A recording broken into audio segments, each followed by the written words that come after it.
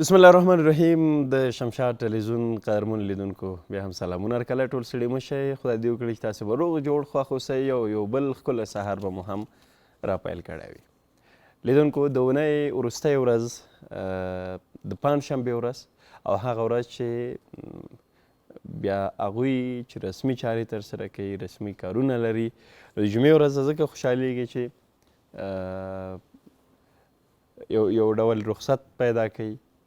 د دې ترڅنګ کله نه کله سړی په چکر ولاړ شي، کله کله سړی د میلې ترسره کولو نیت وکړي یا د خپل دوستانو د حال احوال، د پوښتنې، د روغ رنځور حال اخیستو په خاطر باندې یو بل کره ورشي. نو لنډه دا چې هغه مړی ژوندی پکې سړی وکړی شي. همدغه یوه ورځ د هغوی لپاره چې اونۍ کې مسلسل رسمي بوختیاوې لري، رسمي ژوند کې ډېر زیات مصروف دي، نو همدغه یوازینۍ ورځ وي. نو د پنجشنبې ورځ کې قرار لرو د روڼسار خپرونه بیا هم پیل شوه. بېلابېلې برخې موضوعات پکې ځانګړي شوي دي. تاسې به مو وایي چې څنګه هره ورځ خپرونه مخکې ځي. نو داسې ده چې د اختر رخصتیانې پاتې وې د ډېری همکارانو، هغوی چې اخترونو کې یو څه نوکریوالۍ ترسره کړلې، طبعا چې بیا د ترتیب له مخې باید ټول خپل هغه رخصتي وکړي. په هر صورت قدرمن لیدونکو غواړئ خپرونې ته راشئ، راسره ګډونوال شئ. لومړۍ برخه مو ستاسې لپاره ځانګړې کړې ده د ستونزې مشکلاتو اورېدو لپاره، او د خپرونې موضوع چې نن مو ټاکلې ده تاسې لپاره تر څو پرې خبرې وکړو هغه دا ده چې په وړه وړه خبره باندې زړه بدوالی یا په وړه وړه خبره باندې خفګانونه له یو بل څخه خوابدي کېدل. نو په همدې باندې خبرې لرو، ستاسې نظر به مو واورو، ستاسې مشوره به مو واورو. زه احسان صاحب یم د خپلو ټولو تخنیکي همکارانو په همکارۍ او ملتیا یو ځای په دې خپرونه کې ستاسې درنو خدمت کې کومې برخې لرو په دې ټولو باندې بحث کوو. تر ډېره نن روغتیایي برخې ته مو موضوعات ځانګړي دي. ور به شو د اړیکو پر لور، ګورو چې خپرونې ته لومړی ګډونوال څوک دی. السلام علیکم. سلامونه، احترامات نیکي ګرانه وروره، تا ته تخنیکي همکارانو ته او د ټولو برنامې اورېدونکو ته سلام. سهار مو په خیر. وعلیکم سلام. ستړي مه شئ، ستاسې هم د سهار په خیر وي. ګړندی صاحب په خیر راغلی. ژوندی اوسې، اباد اوسې، خوشحاله اوسې، ښې وروره جوړې په خیر یې. ډېره مننه. کور ودان تاسې ښه یاستئ؟ شکر چارو پنج په کراري ده. زه دا ښه خبره ده چې هغه سهارنی پیل ډېر ښه وشي. نو ګړندی صاحب خپرونې موضوع خو مو ټاکلې ده، نو تاسې به په اړیکه باندې بوخت وئ. که موضوع مو نه وي اورېدلې چې بیا یې تکرار کړم. یاره لږ مې اورېدلې خو تکرار به یې ښیي. ښه، نو زه چې لږ اورېدلې پوره به یې کړو چې په وړه وړه خبره باندې یو بل څخه زړه بدوالی، یو بل څخه خفه کېدل یا وړې وړې خبرې زړه ته نیول او بالاخره یو څه خفګانونه منځته راتګ. داسې وروره یوه کیسه ده چې دا زړه بدوالی خو ګوره که نه، دا زړه چې دا تیار ګل ده، د ګل معنا لري دا زړه. په یو ناچیزه شي باندې خفه کېږي او په یو څه شي باندې په ډېر لږ شي باندې خوشحالېږي. داسې چل ده چې باید موږ او تاسې په هېڅ وخت کې داسې یوه خبره د خولې نه ونه باسو چې موږ یو څوک خفه کړو، یو سړی د ځانه خفه کړو. باید دل به تصور چې حج اکبر است، از هزاران کعبه یک دل بهتر است. یک دل بهتر است. دا زړه چې دا ګوره ما مخکې ویل د ګل په شانې ده، په ماز یو ډکه خبره باندې خفه کېږي او په ماز یو ډکه ښه خبره باندې خوشحالېږي. باید په ژوند کې دا ګوره دا مازغه عقل دا سړي ته اجازه نه ورکوي چې بده خبر د خولې نه وباسي. دغه خبر چې یو سړی کوي دا باید تحلیل کړي، په دې موضوع کې یو چرخ تاو کړي، یو څو درجې باید تاو کړي او بیا د خولې نه وباسي. دا خوله خو ګوره وایي هم کلا ده هم بلا ده، کلام کېدی شي او بلام کېدی شي. یعنې په یو ناچیزه خبره باندې یو سړی ډېره ګرټه، یعنې کومه کیسه ورته نه چې هغه کلچه وای وهلی وه چې هغه وار دې ښه شو، خو د بدې خبرې زخم دې اوسه پورې هم نه ده جوړ، زخم دې چې زه پرې وهلی وم هغه جوړ ده، خو هغه د بدې خبرې زخم اوس هم نه ده جوړ. نو د بدې خبر چې دا ده چې په 100 کاله بعد هم په خدای د سړي په زړه کې تایېږي.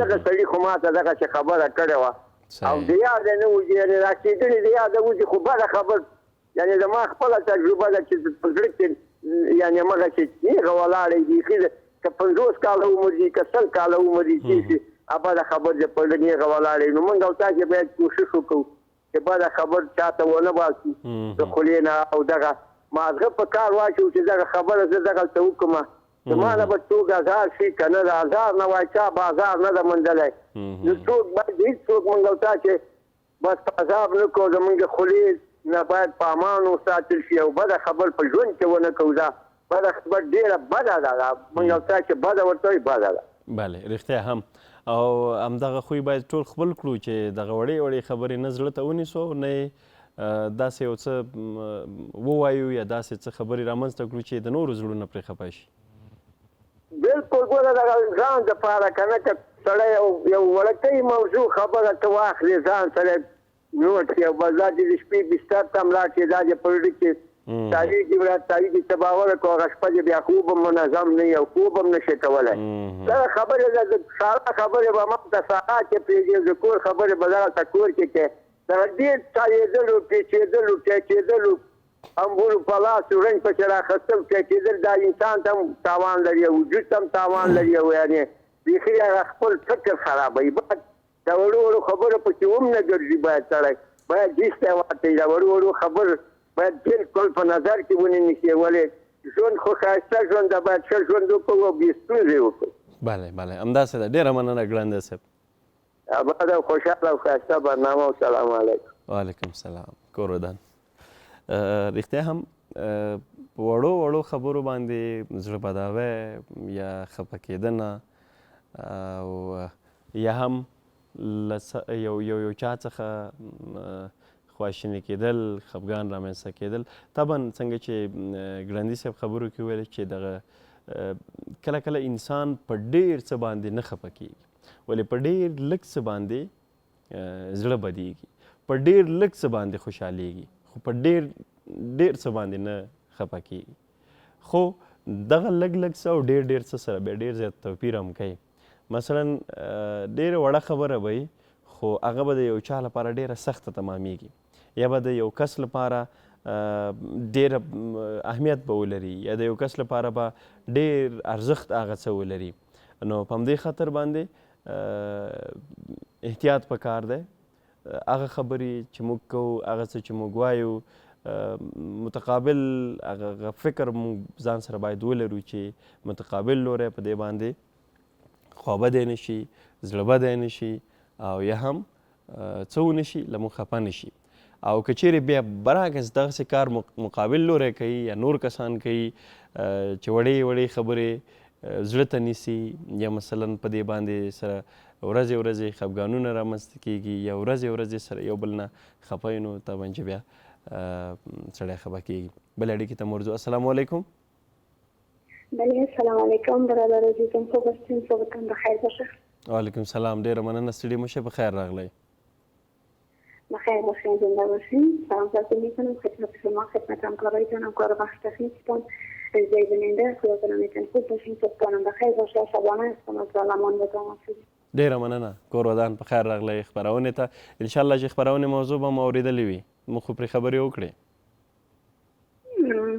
خب بیشتر دارم گفتم فراموش شده استیشن خب سعیس مجبور هستیم که باز تکرار کنم گپای خورد خورد به دل گرفتن یا ما میگیم که سر گپای خورد خورد خفه میشیم به دل میگیریم گرفتن بله بله خیلی موضوع عالی گرفتیم که خبره که انسان هایی که همیشه کینه به دل هستن و کینه میگیرن یا از گپ یکت کار میکنن همون گپ هیچ کس را همون یک گپ هست میگن زخم شمشیر میره ولی زخم زبان نمیره از یاد کس نمیره فراموش نمیکنن پس خوب است ما بزرگی خود نشان بدیم هر کسی که نسبت بر ما کینه داره اگر کدام دشمنی هم داره خیر است ما با ما بزرگی خود نشان دادن اونا را عفو بخشش بکنیم چون بخاطر که انسانی که عفو بخشش میکنه خداوند او را خیلی دوست می‌داشته باشه و کوشش نکنیم که مثلا هر کس حق ما بازی کرد ما خود بزرگی نشان بدیم و را ببخشیم متوازی اشتباهش بسازیم تا که دیگه همه اشتباه را تکرار نکنه پس چی خوب است که این قسم انسان که در زندگی ما هستن به جایی که ما میفهمم ولی نمیفهمم ادی که نمیفهمم آدم زبان بدل کنن که کوچه بدل کنن خوب است به نظر من درست از راه خلطویر بودیم دیگه دایش سر کار نداشته باشیم.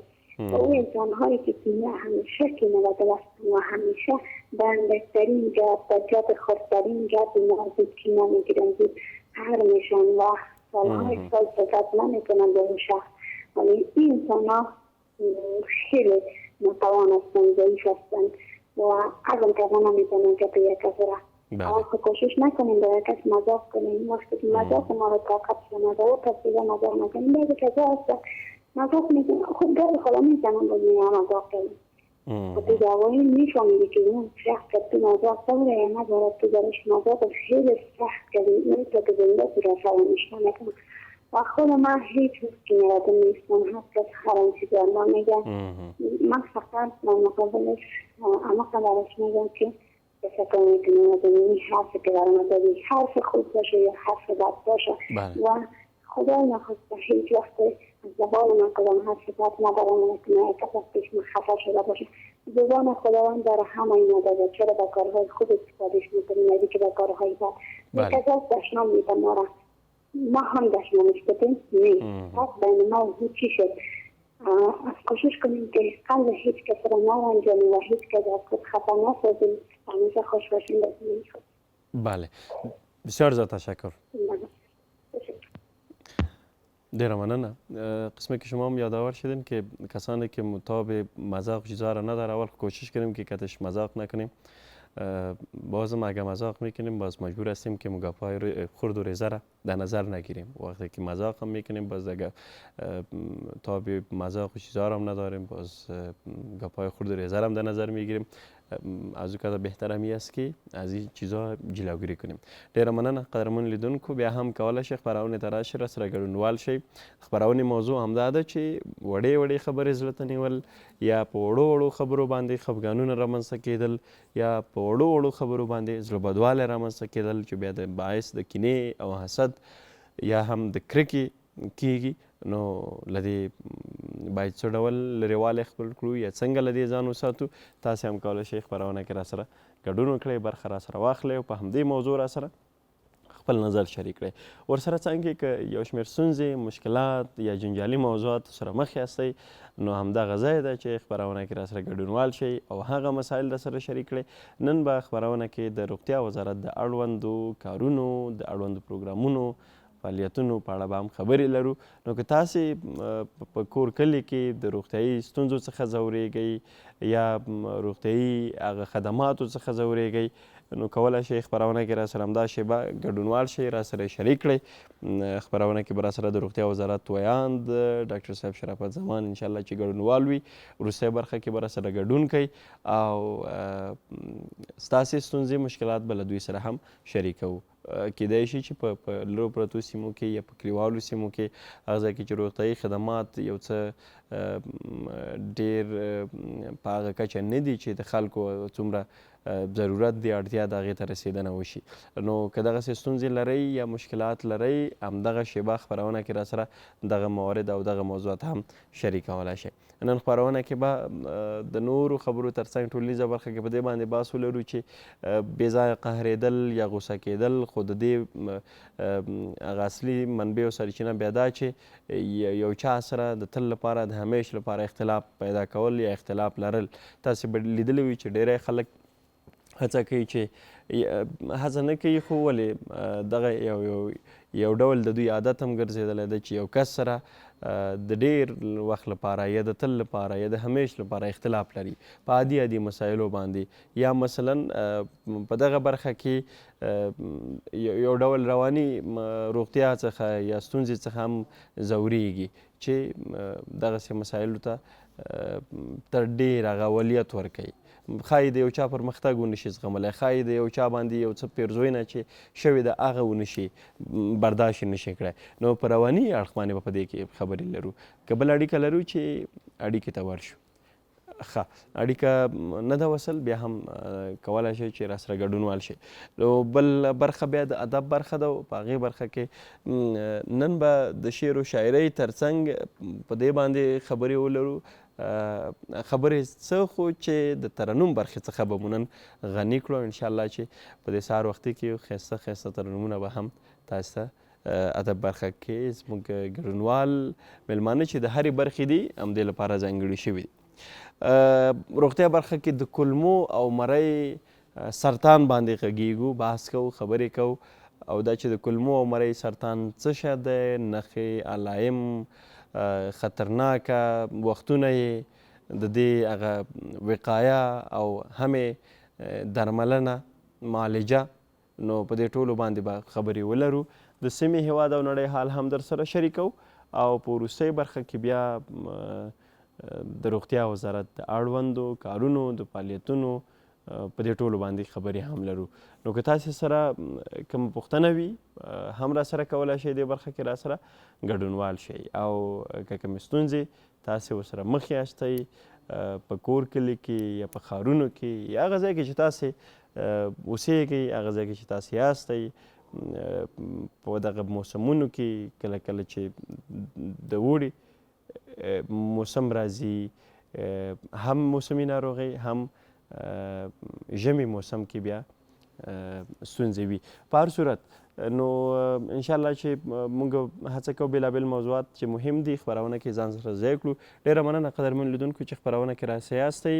د خپرونې لومړۍ برخه مو پای ته رسیږي، خو له دې وروسته زموږ همکاره اغلې رجینا نوري راځي او د یو مهم موضوع په اړه تاسو سره خپل هغه معلومات شریکوي. تاسې د دې شاهد یاستئ چې بېلابېلو ورځو کې د جالبو موضوعاتو په اړه جالب معلومات تاسو سره شریکوي. بیرته راګرځو، موږ سره پاتې شئ.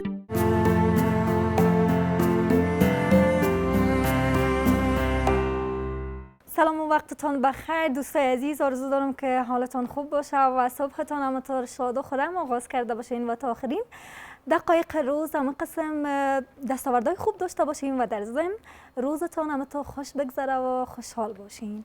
دوستا طبق معمول باز هم بخش معلوماتی امروز خواستم که بر شما مطلب را ارائه کنم در ارتباط به البته زیانهای بیشتر استفاده از گوشکی یا مو هدفون که برش میگن، یعنی کسانی که بیشتر عادت داره و یا هم بر خود ایره به قسم عادتوار، یعنی بر خود عادت داده که بیشتر از گوشکی یا هدفون استفاده کنه.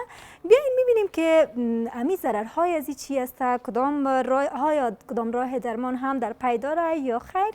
انشالله که همراه شما عزیزان شریک میسازم، ولی باید قبل از او بگویم که در این اواخر بیشتر بالخصوص جوانای ما، نوجوانای ما، یعنی نسبت به ای که به شکل ساده از یک موبایل استفاده کنن و یا هم از کامپیوتر استفاده کنن. خوب درست است که در بعضی از دفاتر اکثریت که در کامپیوتر کار میکنن مجبور هستند که یا ناگزیر از گوشکی یا هدفون استفاده کنن، بخاطر که مزاحمت با دیگرها و دیگر همکارایشان نشه.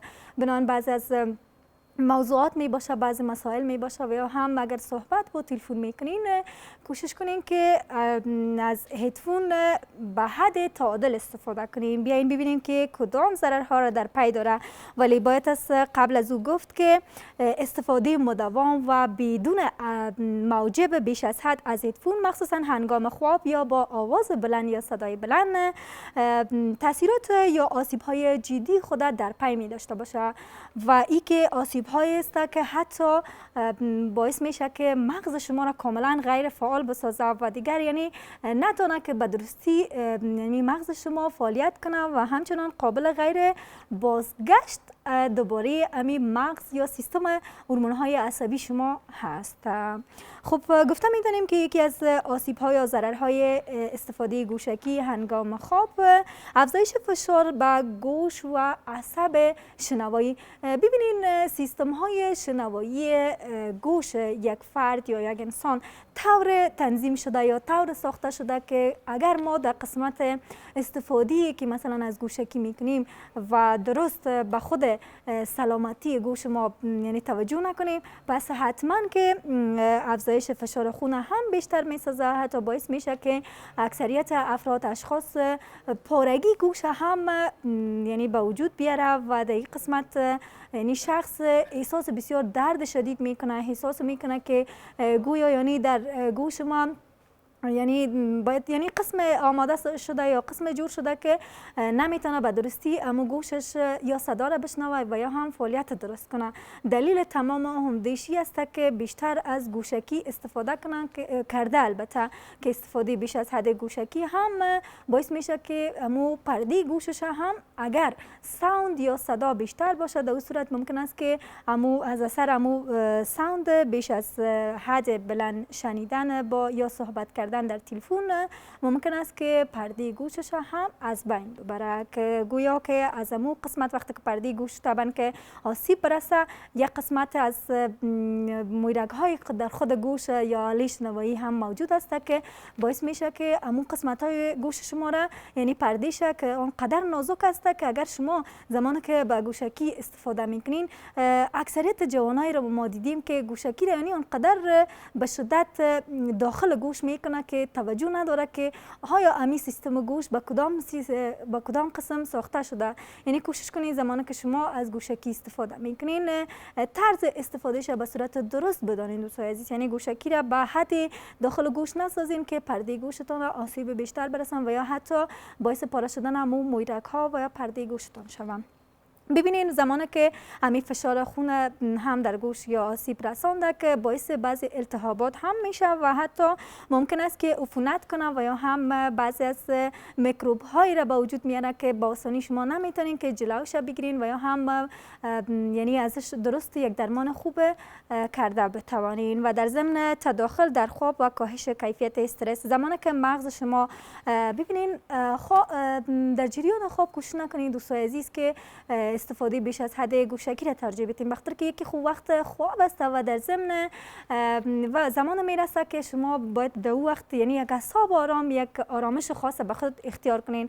بنابراین چی خوب است عزیزان که شما در جریان خواب کمتر استفاده کنین و اگر استفاده میکنین بعدا ان شاء الله امرایتان شریک میسازم که در کدام یعنی دقیقه و در کدام ثانیه شما باید سمو درجهش تعیین کنین که تا ساوند بلند نداشته باشه مغزتان، یعنی خدای نخواسته باعث از این نشه که یکی خوب بیخوابی را به وجود میاره، یکی دیگه احساس خستگی میکنین. و در ضمن فراموش نکنین که خواب که شما دارین خواب عمیق می باشه، خوابتان به شکل میسازه که یعنی به شکل سبک، یعنی روزانه شما حتی درست نمیتونین که فعالیتاتون هم به درستی انجام بدین، چون که در جریان شب مکمل یعنی یا در تلفن شما با گوشکی صحبت کردین و یا هم بعضی از نت‌ها را شما شنیدین، بعضی از موزیکایی را که بسیار یعنی ساوند بلند داشته شما شنیدین. پس ترجیح بدین که درست است که اگر موزیک هم مشنوین کوشش کنین ترجیح بدین که تلاوت قرآن کریم، اگر او فرق نمیکنه که اگر با آواز بلند یعنی به دقیقه که در حدود 60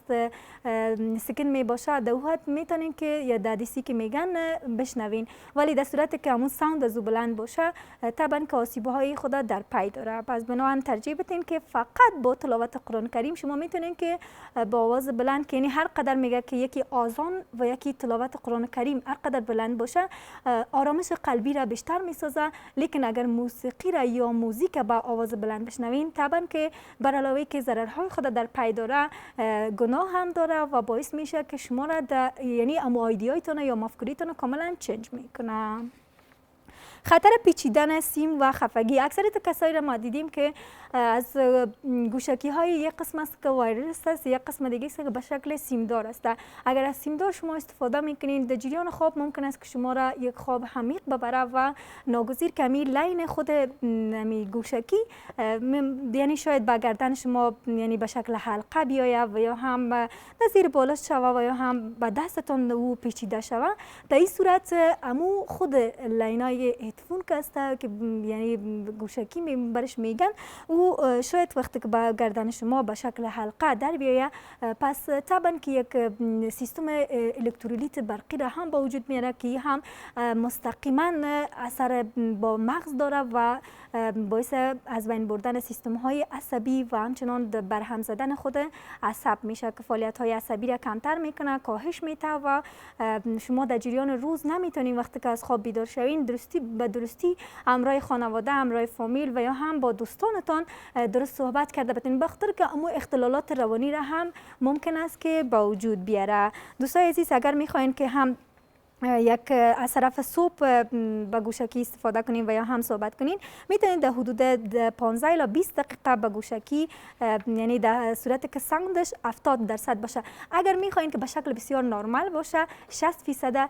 ترجیح بدین دوستای عزیز که در حدود 60% میتونین که بسیار خوب از گوشکی استفاده کنین. و اگر در صورتی که خدای نخواسته گوشتان یعنی یک قسمت مشکلات را به وجود میاره، میتونین به زودترین فرصت به دکتر مراجعه کنین. ولی فراموش نکنین دوستای عزیز طبق هدایت دکتر یا مو کاشت حلزون که اگر لازم باشه یا ضرور باشه میتونین که شما انجام بدین و هم بدون توصیه دکتر کوشش نکنین که خودسرانه به گوشتان کدام ادویه را و کدام قطره را اضافه کنین، به خاطر که این هم میتونه که باعث بعضی عفونت های که عوارض جانبی داره میتونه که بر شما پیش بیاید یا سبب شود. دوستای عزیز این بود بخش معلوماتی. بیرته راګرځو موږ سره پاتې شئ.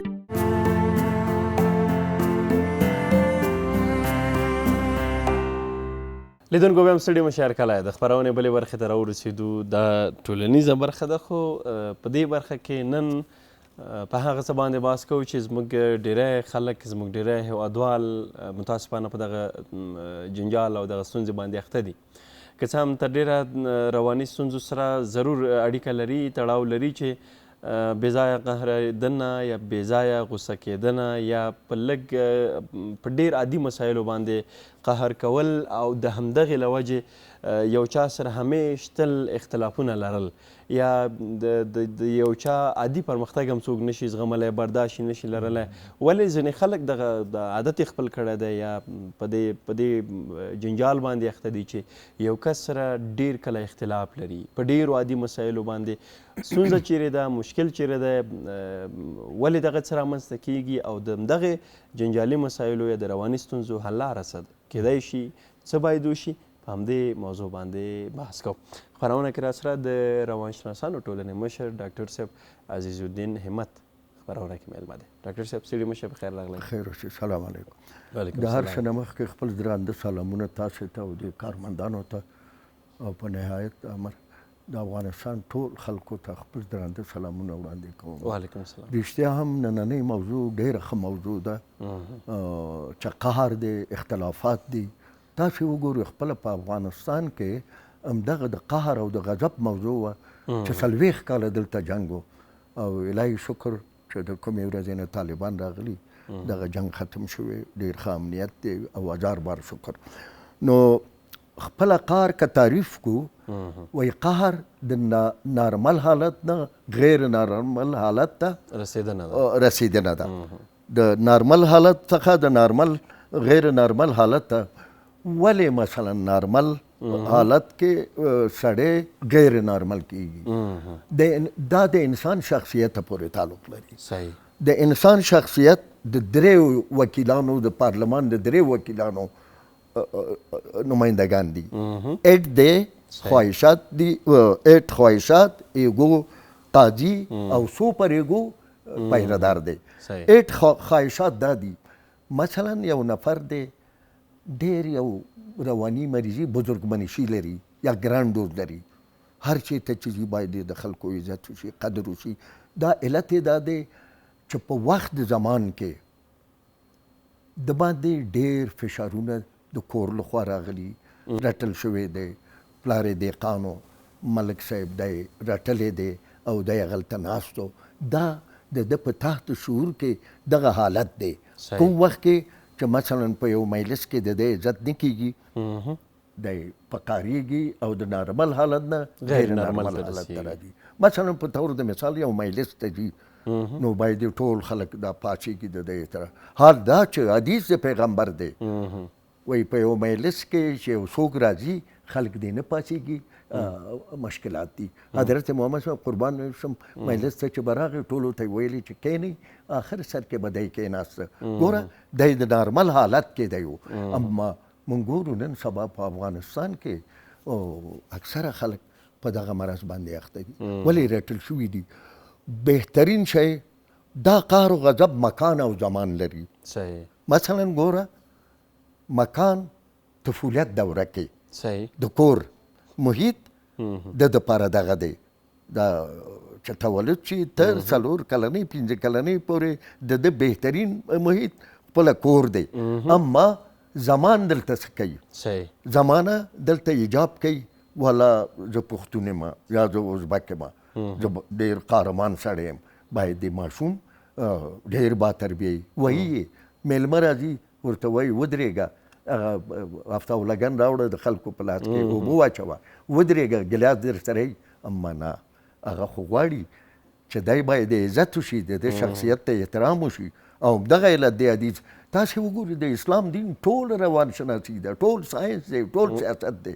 حدیث پیغمبر دی وایي هغه څوک چې د ماشوم احترام ونه کړي، محبت ونه کړي، د سپین ږیري احترام ونه کړي او په ماشوم باندې محبت ونه کړي زما د امت نه دی. ما بیا یو وخت کې په چایاب باندې مې غږ وکړو او شیخ الحدیثه آیا دا مسلمان دی یا کافر دی؟ ولې سپین ږیري هم د ماشوموالي دورې ته دي، حتی بعضې وخت کې د طفولیت غاښونه وځي. نو خبره دلته دا ده چې موږ ماشومان همیشه رټو د کور په محیط. مکتب ته چې راشي از برای خدا د ده معلم لسانسه دی، اما دی همیشه رټي، همیشه یې وهي په خارج کې دا هماغه ذهنیت بیا خپلوي. حتی یو چا ماته قصه وکړه د ما زوی په امریکا کې دی، وایي هغلته ماشوم نه پوښتنه کوي مکتب کې چې کور کې دی خو نه وهي. وایي مجرد یې چې ووایي حتی مور و پلار ته سخته جزا ورکوي او دغه کوي چې ولې ماشوم. ګورئ مسلماني ټول خارج کې ده، اسلام دلته شم هغه دغه خبره چې تللی اروپا ته وایي هغلته اسلام نشته مسلماني و افغانستان کې اسلام شته مسلماني. نو خبره دلته دا ده یعنې ستونزه مسلمان کې ده. مثلا ګوره شخصیت د انسان ما ویل 8 خواهشات ایگو قاضي سوپر 8 خواهشات دي. مثلا دا سړي خواهش دا دی چې یو مجلس کې عزت وشي، اما عزت نه کېږي.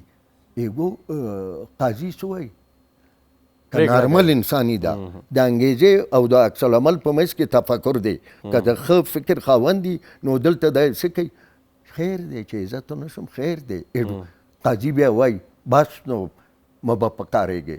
خواهشات به دغه به څه وایي څو پرېږو. قاضي هغه مسله سړی ورته اجازه نه ورکوي چې دا او که چېرته د 8 ایګو او سوپر ایګو په منځ کې غیر نارمل دغه یي 8 زیات قوي ایګو قاضي دی، نو مثلا یو نفر دی یو کنځله کوي چاته فکر خو دی که د ده 8 ډېر قوي خواشه ډېر قوي تفنګچه ورسره ډز د ایګو قضاوت نشي کولی. سوپر ایګو وایي ویې وله صاحب تفنګچه وباسي او که نه ډېره وړه انګېزه وه خیر دی کنځله یې چې وکړه تو اول گذشت کا.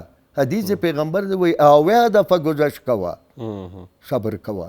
اما د افغانان وایي چې 3 دفعې حضرت محمد 80 دفعه گذشت که د یو چا په مقابل خیر دی. عامل یې پیدا که ولې دی دغسې دی. آیا د ما قواره به دې راځي؟ آیا د ده پلار قواره ما غوندې وه چې همیشه یې به رټه مغه تحت سود کې پرته وه؟ نو دلته دی چې سړی دلته د حالت نه دغه کوي. نو کله چې په قاریږي سړی که ولاړي کیدی نی او که ناستی ودې درېږي یا څو قدم آفري یا څو قدم واخلي. نو یو شی بل هم درته وایم دا قهر و غضب هغه خلک کوي چې حسودي او حسادت ډېر بد مرض دی، بې حده زیات مرض دی. نو خبره دلته دا ده چې هیڅ وخت کې سړی باید په کار دي شي. حضرت محمد صلی الله علیه وسلم ځوانانو سره به ناست مسکې به شو. اما من بدبخترین دوره دلته افغانستان کې د ځوانۍ دوره ده. واده نشي کولی، فاکولته یې خلاصه کړې، وظیفه نه لري او فاکولته یې خلاصه کړې، په دغه کې څه نومېږي ټکسي چلوي. زه ته یقین په خدای وکړه پرون یو طالب زما ملګری دی اصلا دا د فطرت یې تخلص دی، دی اصلا د زابل دی، ډېر نارمله انسان اقتصاد یې ښه دی. تو یقین په خدای کوي دوی ته پرون موټر کې زه یې میلمه کړی وم یو کې د سره روان وم یو چا هسې یو بده خبره یې وکړه، ده ورته وخندل وایي خیر دی پروا نه کوي. نو خبره دلته دا ده چې سړی باید په مقابل سړي د قهر او د غضب په دغه کې باید مثلا په قاریږي تو باید فکر وکړې. ګوره انګیزه ده عکس العمل تفکر د انګیزې او عکس فاصلې ته تفکر چې آیا دا رواني مریض دی، آیا دا غریب دی، آیا دا وظیفه یې د لاسه ورکړې، آیا دا متقاعد دی، آیا دا ځوان دی، پیسې حالت باید چې واده په نظر کې ونیول شي. وکړي. دلته عامل باید پیدا شي. اما موږ او تاسې تفکر نه لرو، د جزوي خبره باندې په قاریږو، د صحیح تفکر نه کار نه اخلو. او حتی دومره درته وایم چې اولین دفعه د قهر او غضب مکان کور دی. تاسې یقین په خدای وکړه، زه په کور کې ډېر باحوصله سړی بې حده. یو زوی مې د اختر کې ما ته اختر مبارکي ونه کړه، مجرد یو دواخانې ته لاړم، یو ځوان ما ته ډېر زما لاسونه یې مچې که او یو انرژي یې راته ووایي ایره به خو. نو خبره دلته دا ده چې سړی چې ګذشت وکړي الله پاک د باندې ډېر ښه مهرباني کوي، او د هغه د قهر په مقابل کې چې ګذشت وکړي الله پاک دته نور ښېګڼې درته بنوي. ډېره مننه ډاکټر صاحب. یو خو دا د قهر موضوع شوله چې په ډېرو عادي مسایلو یا په ډېرو وړو خبرو باندې رامنځته کېږي، نارمل حالت نه غیر نارمل ته یو انسان ځي او ښه به روغ جوړ به یې، خوشحاله به یې محفل کې، ناڅاپي ډول تصادفي یو ځل ذهن اوړي او هغه د قاضیتوب مسله چې تاسې مخکې یاده کړله هغه څه هم بیا له منځه ځي. یو بله موضوع چې همدې سره تړلې ده چې ډېر کله خلک د یو چا سره په ډېرو وړو مسایلو، په ډېرو عادي مسایلو اختلاف لري، که مثبت کار هم ترسره کوي ذهنیت یې د ده په اړه منفي دی، یعنې د ده هغه ښه کارونه نشي زغملی. آیا دغه خلک په رواني ستونزو باندې اخته دي که نه بله مسله؟ ګوره افغانستان همدغه شي تباه که. ګوره حدیث پیغمبر دی، دا په فارسی کسی که به قومگرایی دعوت میکند از ما نیست، کسی به قومگرایی میجنگد از ما نیست، کسی به قومگرایی میمیرد از ما نیست. بهم په شیخ الحدیث هغه وخت کې صاحب چې دا مسلمان دی که کافر دی. ګوره او ولا زه تاجکم چوکیګانې فلانی چوکۍ پښتون نیولې، او زه ازبکم فلانی چوکۍ.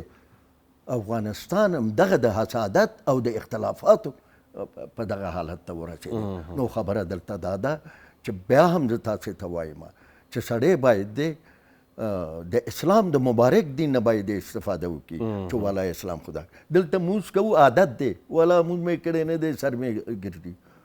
عبادت هغه دی چې هغه نیک اعمال د انسان په وجود کې راوړي، د خلکو خدمت راوړي، همسایه سره ښېګڼه.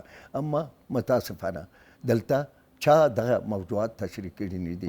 نو خبره دلته دا ده چې سړی باید د ډېر احتیاط د ماشوموالي په دوره کې کور، مکتب، پوهنتون، تاسو حتی دومره درته وایم چې بې حده مریضي د افغانستان کې ډېر احتیاط باید سړی وکړي.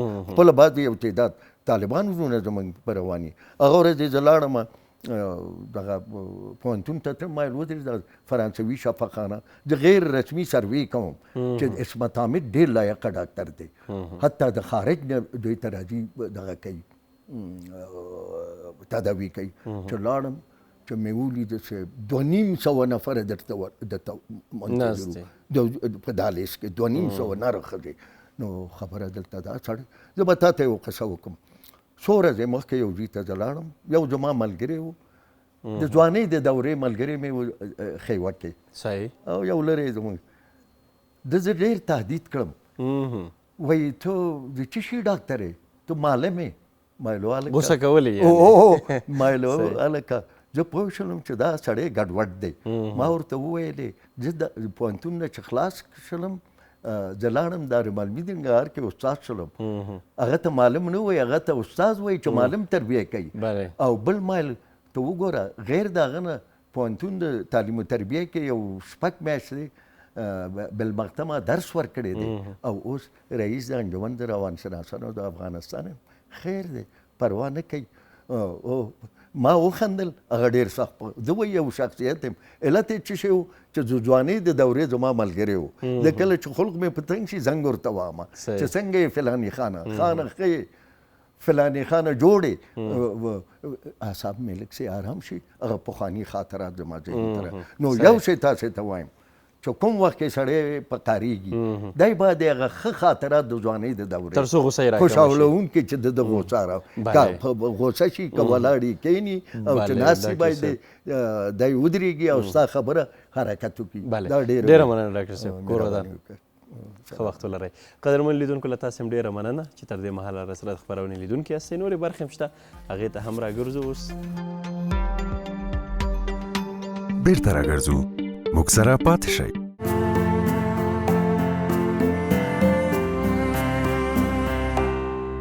لیدونکو بیا هم ستړي مه شئ، هرکله د خپرونې بلې برخې ته راورسېدو. دا د ادب برخه ده او په دې برخه کې موږ هڅه دا کوو چې ستاسې ادبي تنده در خړوب شي، که د شعرونو پر ژبه وي او هغه که د ترنم پر ژبه وي. خو طبعا چې ترنم کې بیا یوه ګټه دا وي چې هم سړی شعر واوري او هم ترنم واوري او څو شیبې په ارامۍ سره په خوښۍ سره تېرې شي، فکر بدل شي، ذهن بدل شي او د ادب برخه کې سړی پاتې شي. نو نن خپرونه کې مو هڅه دا ده چې د شعر ترڅنګ د ترنم له برخې مو برخمن کړو او ستاسې هغه ادبي تنده او ذوق هم در خړوب شي. ډېری لیدونکي، ډېری خلک ځانګړې علاقه لري ادب برخې سره، شعر و شاعرۍ سره. بیا هغوی چې تر ډېره دې برخه کې پاتې دي، خپله شعر و شاعري کوي، یا هم ترنم کوي او یا هم په همدغې برخې فرهنګي هڅو سره او ادبي هڅو سره تړاو لري، نو هغوی بیا ځانګړې علاقه لري. د خپرونې په دې برخه کې را سره یو تن ترنم کوونکی شاکر الله حسن زاده خپرونه کې ده. نو راځئ د دوی د دغې ترنم له کمال مو هم برخمن کړو. حسن زاده صاحب ستړي مه شئ، بخیر راغلی. قربان شم، ډېره مننه. اولا سلامونه تاسو ته، بیا تاسو تخنیکي همکارانو ته، همدارنګه ټولو درنو لیدونکو ته هیله مند یم چې ټول به راته جوړ روغ او د ساعت په جامو کې پوره شئ. ډېره مننه. ډېره مننه د دې چې د خپرونې جوګه دې وګرځولو صفحې سره. لکه هرکله راشئ، هم ستاسو لپاره پروګرام دی. نو دا ترنم کیسه ما باندې خو خپله ډېره ښه لګېږي. کله چې شاعران، دوستان یا هم هغه ملګري چې دې برخه کې پاتې دي ترنم کوي، نو کله کله سړی ستړی شي، کله کله سړی هغه د محفل د رنګینۍ په خاطر دغه کار ترسره کوي. نو زه خو خپله علاقه لرم، ډېری دوستان موږ ملګري چې اوس له وطن لرې دي، پردیس صاحب یاد دی ژوندی وي، همداسې نور ملګري کریمي صاحب، دوی مو کله کله نازوي. نو ستاسې علاقه او ذوق دې برخې سره له کله نه ډېر زیات شو. صفحې سمبر که تقریبا 12 کلن ومه چې زمونږ هغه کلي ته یو نعتخوان راغی، ماشاءالله الله پاک ډېر یو ښایسته غږ ورته ورکړی. نو کله چې ده مې واورېدو نو بیخي همداسې انګېزه مې پیدا شوه، کله زه هم داسې یو حد ته ورسېږم چې نعتونه وایم، ترنم وکړم. نو هماغې وخت نه بس هڅه مې وکړه، الحمدلله مې تر یو ځایه پورې ځان رسېدله. بله، نو څنګه چې تاسې مې یاده کړه چې یو څوک راشي داسې یو څه وړاندې کړي، سړي باندې تاثیر وکړي که نه، خو خپل هم بیا هڅه هم دا وي چې همدغسې یو څه ترسره کړي، له هغې نه ښه وشي. خو دغه د غږ جوړول، د انداز خپلول، دا کار سخت نه دی؟ بس دا د الله پاک یو داد دی صفحې مبارکه، چې د هر چا مثلا په زړه کې یو انګېزه پیدا شي، بیا په هماغه برخه کې هڅه کوي چې ځان یو ځای ته ورسوي. نو دا د الله داد دی. بله، دا مې په دې خاطر وویلې که نه، یو سړی ډېر ښه غږېږي، ډېرې ښې خبرې کوي، خو مثلا کېدای شي هغه به هغه ترنم نشي کړی، د خلکو به یې خبرې ډېرې خوښېږي، انداز به ډېر خوښېږي، ولې که د دغې انداز نه بل انداز نه جوړېږي. یو سړی به ډېر ساده غږېږي، ډېر عادي به غږېږي، خو کله چې د ترنم برخې ته ورځي بیا یې غږ کمال کوي که نه، په همدې خاطر باندې. نو اوس له څومره وخت راهیسې دغه ترنم سره سروکار لرئ؟ 12 کاله کېږي. 12 کاله، ډېره موده ده که نه؟ محفلونو ته چې ځئ، پروګرامونو ته چې ځئ، دوستان مو څومره نازوي په دې برخه کې؟ والا الحمدلله حتی د کوره نیولې تر ټول هېوادوال الحمدلله ټول مې نازوي. کور کې مینوال لرئ؟ ډېره سخته ده چې سړی کور کې مینوالونه لري که نه، بهر خو یې خو کور کې ځایونه شته صفحې صاحب چې مثلا هغوی ته ډېر تکرار شوي که نه، هغوی به داسې عادي هغوی ته ښکاري چې زه وایه خدای نو څه کوم ورسره، ځکه چې کورنۍ ته همیشه کورنۍ سره یې که نه دومره ارزښت نه لري. خو شکر الحمدلله موږ بیا کور له خوا نه هم تشویقېږو. نو داسې به وکړو، خبرې به هم کوو، خبرې به لږ وروسته پرېږدو، یو انتخاب به واورو او بیا ځینې خبرې نورې شته په هغې باندې به وغږېږو. مهرباني، ډېر به ښه شي، موږ به غوږ شو.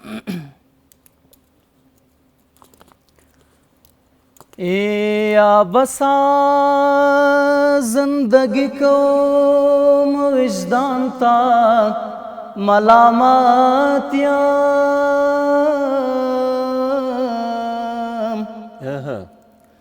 او نفلونه ذکر وکړم خو ایمان ته ملامت یم یا هر ځل ترېنه محروم شم پر ما هر ورځې تېر شیم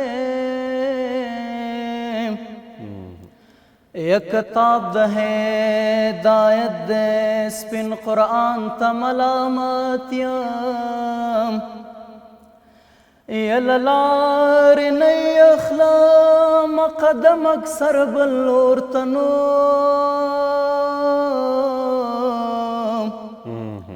ویم زخته بې وفا ځکه جانان ته ملامت یم د کور انګړ کې لمونځ کوم نشم تللی جومات ته نو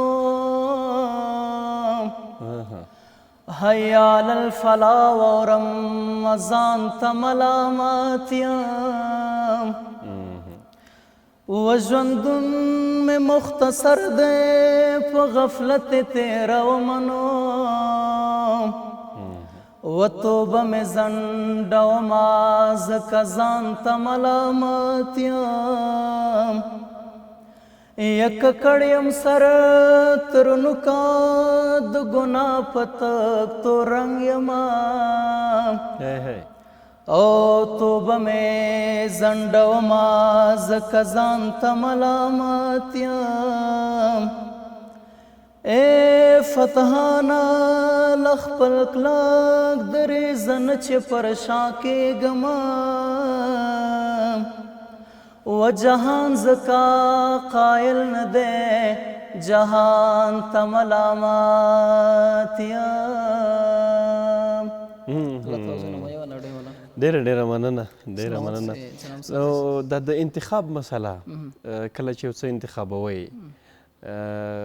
ملګرو سره پرې مشوره کوئ که نه یو څه مو مخې ته راشي فکر کې مو وګرځي کمپوز ورته ډېر ښه برابرېږي بیا انتخابوئ که څنګه لکه څنګه چې مخکې مې یادونه وکړه صافی صاحب چې خپل مسلک دي شي بیا الله پاک خپل استعداد درته ورکوي اوس داسې څوک نشته چې مثلا هغې نه موږ مشوره اخلو هر ترنم هر شعر چې زموږ مخې ته راشي الهي یو کمپوز هغې ته پیدا کېږي ځکه چې ډېر وخت مو شو په دغه برخه کې صحیح یعنې هغه باید چې څرنګې سړی کله یې وګوري که نه نو چې هغه د ویلو انداز خپل کړي کمپوز ورته خپله سړی برابرولی شي او کله کله داسې هم شوي دي چې دوستانو ورته ویلي چې یاره دغه ترنم چې دی کړی دی دا خو په دې کمپوز باندې وکړه داسې شوي بار بار شوی دی صفی صاحب برکه مثلا داسې کم یو ترنم و یو څه و چې هغه تا په یو انداز کړی ویل شوي چې نه په دې یې وکړه آسې خو نه ده خو یعنې بیا هم زیاتره کمپوزونه چې دي صفی صاحب برک یعنې د خلکو هغه ذهنونه هم فرق کوي انتخاب هم فرق کوي مثلا ته یو رقم انتخاب خوښوي بل دی بل رقم انتخاب خوښوي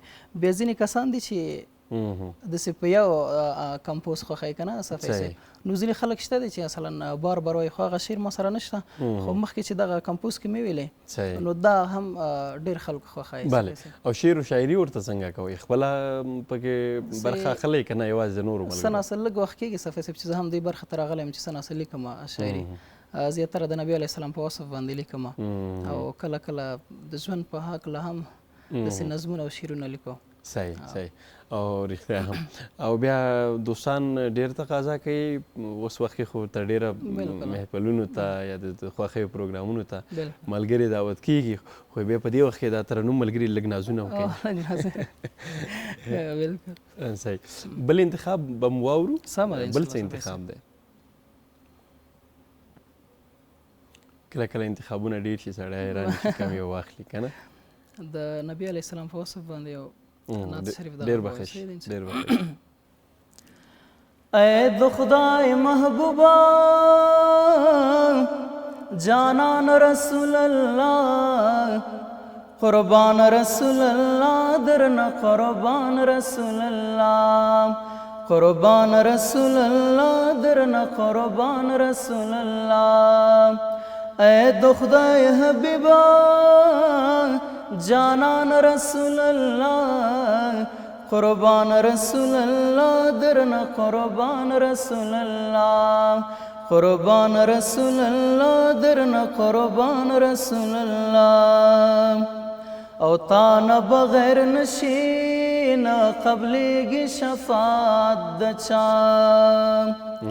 تا نه بغیر نشي نه قبلیږي شفاعت د چا و په غېږ کې باران سي امتیان رسول الله قربان رسول الله درنه قربان رسول الله قربان رسول الله درنه قربان رسول الله اے د خدای محبوبا جانان رسول الله قربان رسول الله درنه قربان رسول الله وې څومره محبت چې ستا د پاک رب العزتو همره د امت ساره د مینو محبتو همره د امت ساره د مینو محبتو هر درد و هر یو غم ته مو درمان رسول الله قربان رسول الله درنه قربان رسول الله قربان رسول الله درنه قربان رسول الله وی رب پیدا کړی پاس حسن او جمال نبی نشتا پا نبیانو کے داستان مثال او سیال نبی نشتا پا نبیانو کے داستان مثال او سیال نبی سمرا خائستی پا خشان رسول اللہ قربان رسول اللہ درنا قربان رسول اللہ قربان رسول اللہ درنا قربان رسول اللہ و انکار لمحمدان پا کفارو حسابی گبا ستا پا اطاعت کی دا اللہ اطاعت کی گبا انکار لمحمدان پا کفارو حسابی گبا ستا پا اطاعت کی دا اللہ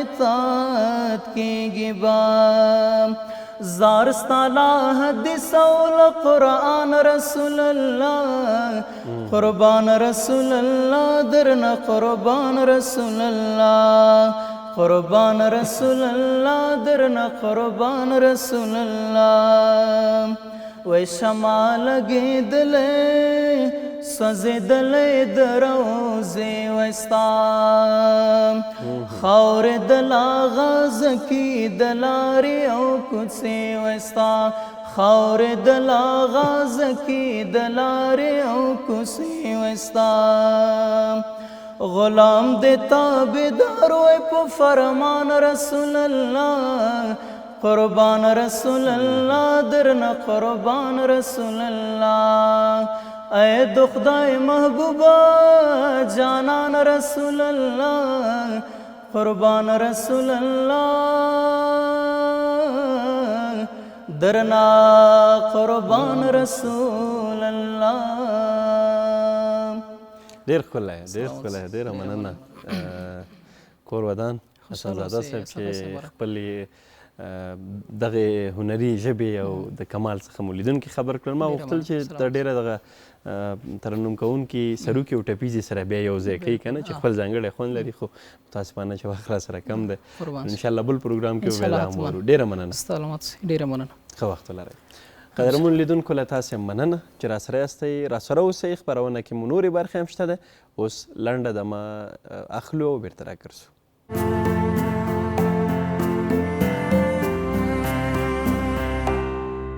لیدونکو د روغتیا برخې ته هم ستړي مه شئ. د خپرونې په دې برخه کې نن د مرۍ او معدې په سرطان باندې خبرې کوو.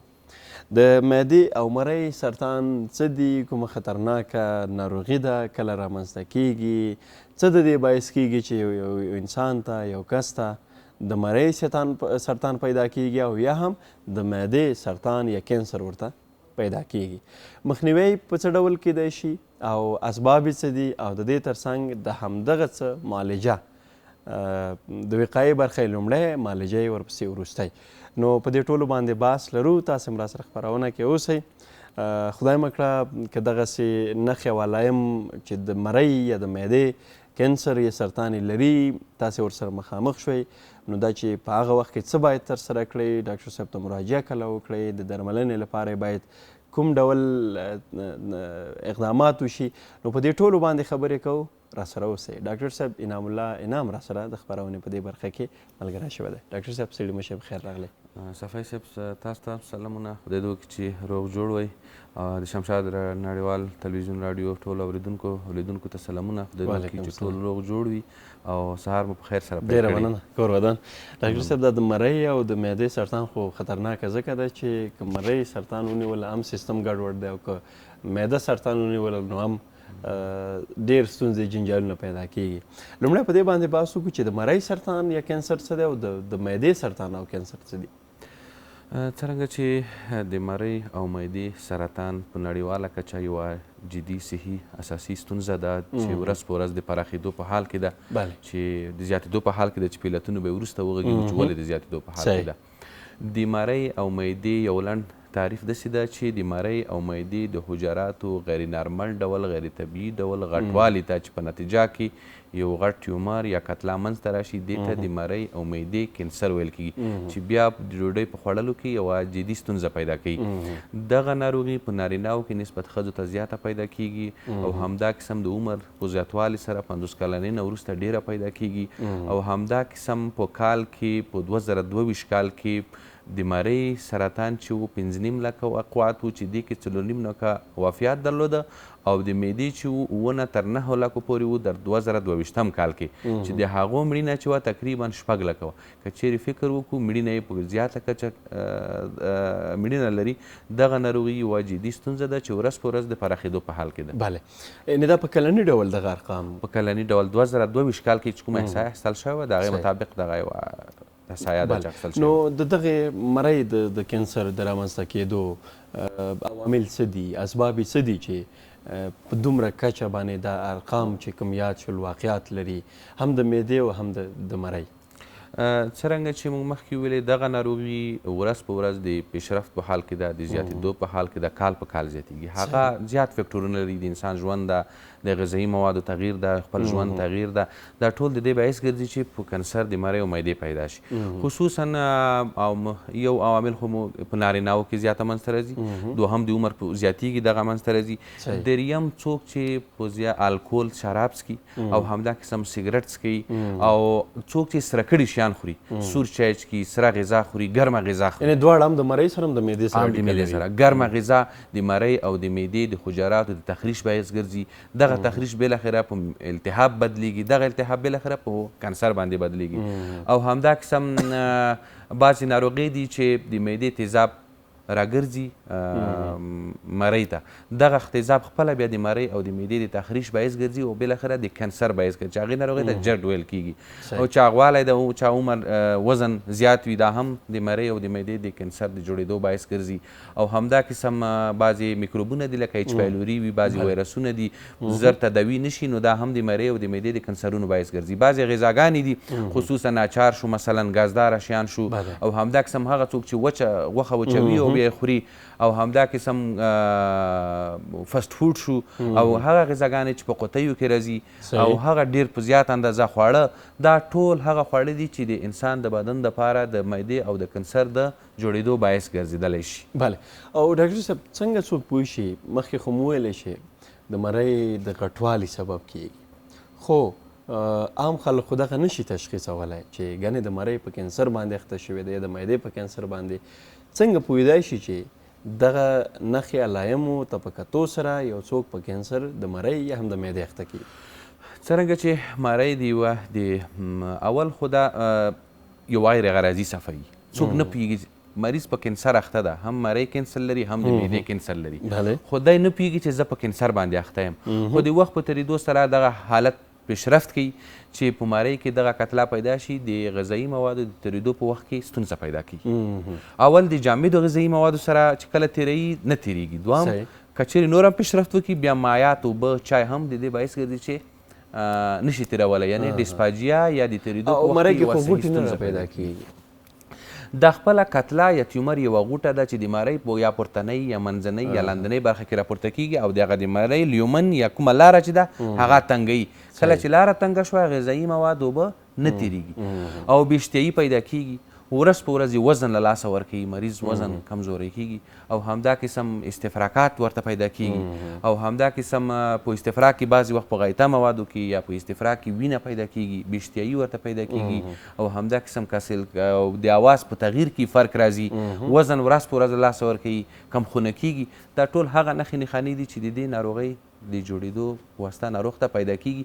کله چې دغه ناروغۍ نښې نښانې پیدا شوې نو ناروغ دې پوه شي او نږدې صحي مرکز ته د مراجعه وکړي. بله، او همدغه خبره ما هم کولی شي د نښو او د علایمو بحث ډېر کله داسې چې ځینې نښې علایم په ډېرو ناروغیو کې سره مشترکې وي، نو په دې باندې مریض بیا سرګردان وي چې ښه دا څه ده، خو دا ځینې ناروغۍ چې هغه د هغې تشخیص سخت دی یا ناروغۍ په غټه کچه دي، عادي خلکو سره بلد نه دي، نو مراجعه که په لومړۍ وختونو کې یا په هغه مهم وخت کې ونه شي یا که په لنډه ووایو چې د مرۍ او د معدې د کینسر تداوي کې په وخت سره ونه شي، د مړینې خو سبب دی.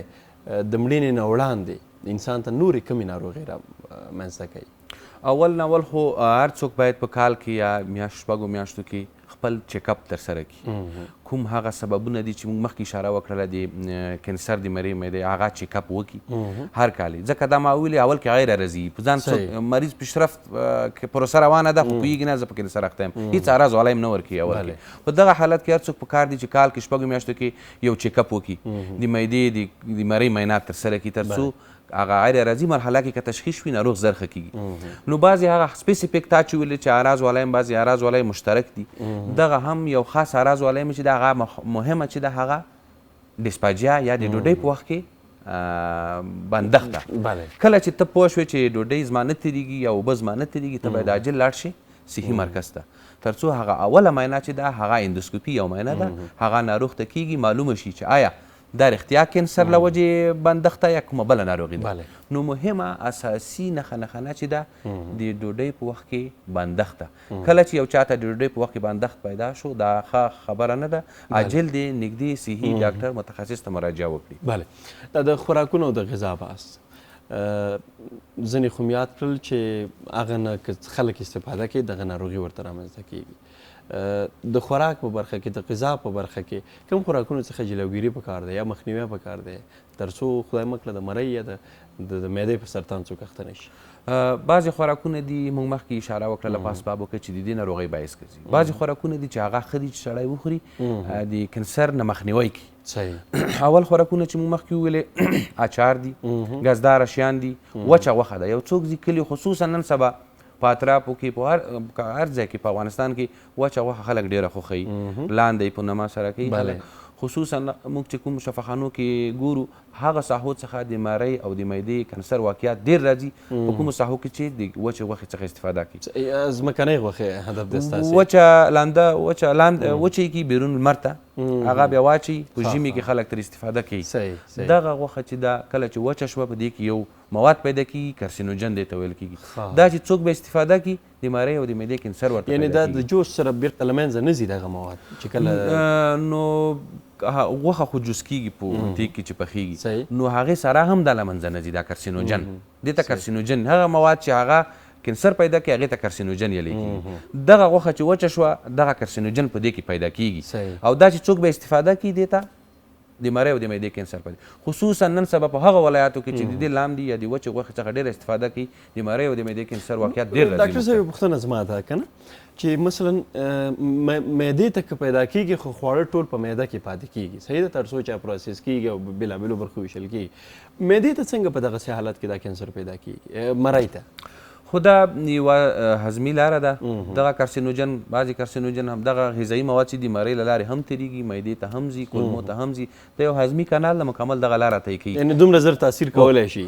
دغه کارسینوجن چې ده د ټولو د هضمي سیستم دپاره مشکلات پیدا کولی شي، هم مرۍ ته هم معدې ته، د دې د کنسرونو د کارسینوجن باعث ګرځېدلی شي. او هغه خوراکونه چې تاسو یاد کړل چې دا یې مخنیوی هم کوی شي هغه کم دي؟ خصوصا تازه میوې، تازه سبزیجات. میوې کې لکه مڼه، انار، ناک، شفتالو، مالټه، کیوي، کینو او همدا قسم سټراوبري دا ټول کولی شي د دې باعث او همدا قسم دانهجاتو کې غلجاتو کې مثلا که ووایو وریجې شوې غنم شو جوار شو او همدا قسم اوبه شوې مایاتو کې تازه جوس شو چای شو او هوږه شوه پیاز شو زنجبیل شو زیتون و تیل شو دغه خوراکونه چې دي د انسان د بدن دپاره صحتمند دي او د کنسرونو خصوصا د معدې او د مرۍ د کنسرونو وقایه کولی شي که څوک یې ډېر استفاده کړي. بله ډاکټر صاحب دا تداوي برخې ته یم راځم چې تداوي په څه ډول شي خو د هغې وړاندې لومړی مرۍ باندې بحث کوو بیا هم لیدونکي لا ښه پوه شي که د مرۍ دغه ستونزه په وخت سره حل نه شي یا د مرۍ کینسر په اړه اقدام ونه شي څه نور رامنځته کیږي؟ هره ناروغي چې په وخت سره تشخیص شي او تداوي شي زر ریکور کیږي زر ښه کیږي. کانسر هم که چیرې زر تشخیص شي زر تداوي شي ښه کیږي تداوي کیږي داسې نه ده چې نه تداوي کیږي. یو څوک چې د کانسر کلمه واوري معنا دا زه مړ یم نه که چیرې په اول سټیجو کې تشخیص شي مکمل تشخیص کیږي تداوي کیږي خو که چیرې دغه ناروغي پیشرفت حالت ته لاړه شي دا بیا نو ډېر مشکلات جوړولی شي خصوصا کانسر چې کې میتاستازس میتاستاز معنا دا چې انتشار کوي که چیرې پات شو د دې مرۍ کې یا په معده کې دغه کانسر پات شو جګر ته ځي پانکراس ته ځي هډوکو ته ځي چې بیا په دغه وخت کې د تداوي دپاره ډېر مشکلات جوړولی شي اول خو تداوي کیږي نه که بیا تداوي کیږي انسان دپاره ډېر مشکلات جوړوي زر نه تداوي کیږي. د کینسر په اړه یو ذهنیت دا دی چې د ده دغه فیصدي کله د 15 نه پورته شي په 80% ته ورداخله شي د ده تداوي بیا ناممکنه شي لکه څنګه چې د وینې سرطان باندې یو څوک اخته کیږي آیا د معدې او د مرۍ کینسر هم همدغسې یو څه لري نتیجه لري؟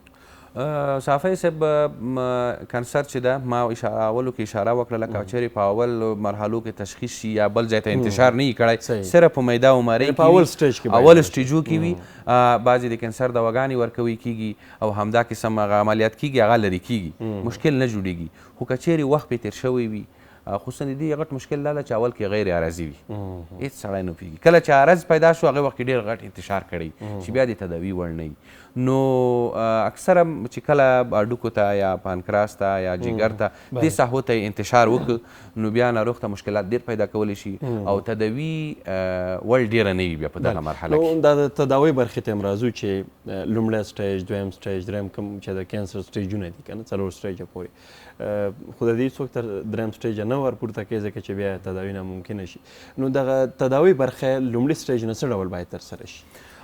په اولو مرحلو کې که چیرې دغه ناروغي تشخیص شوه هغه په حالت کې هغه کوم کتله چې ده کوم ټیومر چې ده یا په مرۍ کې ده یا په معده کې ده هغه د جراحي عملیې په واسطه راویستل کیږي ناروغ ته کوم مشکل نه جوړیږي هغه کومه ساحه چې ده هغه لرې کیږي ځکه بل ځای ته تللی نه ده همدغه لرې شو مشکل نه جوړیږي بعضې بیا وروسته کینسر دواګانې دي چې هغه موږ کیموتراپي هغې ته ویل کیږي هغه وروسته د عملیات نه مخکې د عملیات نه ناروغ ته تطبیق کیږي تر څو دغه په اولو مراحلو کې کوم کانسر ده دا مکمل ریکور شي. بعضې بیا موږ ډاکټر شعاګانې ورکوو که چیرې ډېر پیر مصرف وکړي بیا یو رقم شعاګانې دي هغې راډیوتراپي هغې ته ویل کیږي هغه ورته کیږي چې د هغې په واسطه مکمل له منځه ځي. نو په اولو مرحلو کې که چیرې د جراحي عملیې په واسطه دغه کانسر تیومر کتله لرې شو ناروغ ته کوم مشکل نه پیدا کیږي مریض کماله توګه شفایاب کیږي. بله او دا د شعاګانو مسله خطرناکه ده؟